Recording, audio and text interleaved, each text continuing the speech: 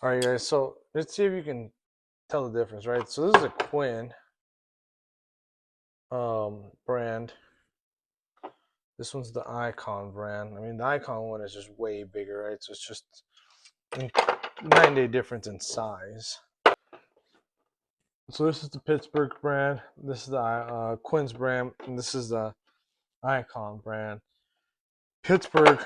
I mean, you can tell the quality is not all that great. I don't know if you can tell through the video, but I mean, this is probably, I don't know. I mean, the whole set costs, I think, within like $15 for this. Okay,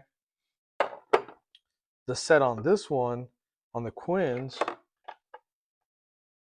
was, I believe, about $60, and the Icon one, the whole set was $129. I should know it because I just bought it today.